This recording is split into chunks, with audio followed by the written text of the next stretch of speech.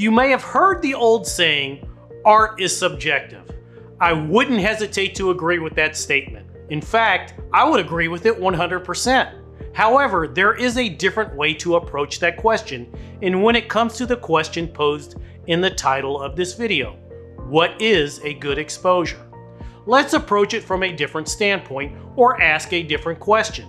Let's shift it to the one that asks, what's the difference between a good photograph and an effective one? Before we move on, make sure to like this video and subscribe to the channel. It helps keep the channel going. Let's break down the differences between a good photograph and an effective one. In the simplest terms, a good photograph has the following attributes. 1. The exposure is clean and well balanced in all tonal zones, which includes the shadows, midtones, and highlights. 2. The focus is sharp, meaning you can see details in the important part of the image, especially in the primary subject. 3. The colors look accurate or pleasing, meaning there isn't the stark appearance that the white balance is off. 4. The overall image seems to be well balanced and the basic rules of composition were applied. There is nothing obvious that says it's a bad photograph, and that's the point. A good photograph satisfies the basic rules of photography. Good exposure, good lighting, sharp focus, and it follows the basic rules of composition.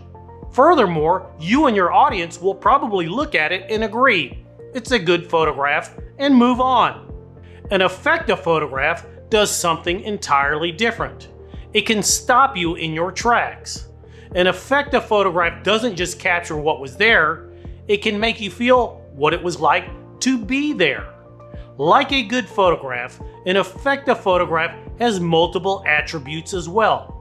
1. It communicates intention.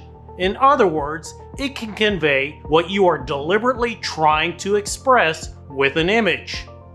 2. It can show emotion or connect the viewer with the subject or by evoking a mood or feelings when viewing the image. That intention or emotion, it can make your audience feel uncomfortable, and there's nothing wrong with that. It's what makes a photograph effective. 3. It breaks the rules of what makes a good photograph. The exposure may be imperfect, the focus may be off, or the rules of composition may be ignored. As well, the framing may be tight or unbalanced, maybe even chaotic. However, every single one of those choices could be deliberately done to make the photograph effective. Effectiveness in a photograph isn't about achieving perfection. It's about purpose and intent. A good photo asks the viewer, does this look nice? Whereas an effective photograph asks, what do I want the viewer to feel? Effective photographs are the ones people remember years later. They may not be the sharpest or cleanest, but they say something to the viewer. They make us remember the moment, the subject, a feeling, or the truth.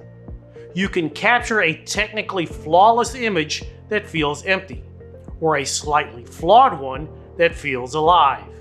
Instead of asking yourself, is the exposure perfect? Ask yourself, is this what I want to say?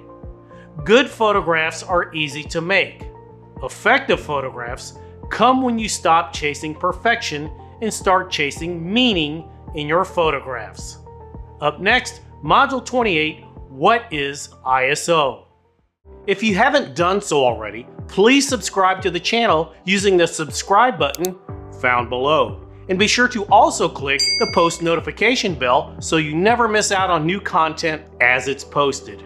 Remember, if you're going to shoot, make sure it's with a camera. Thanks for watching.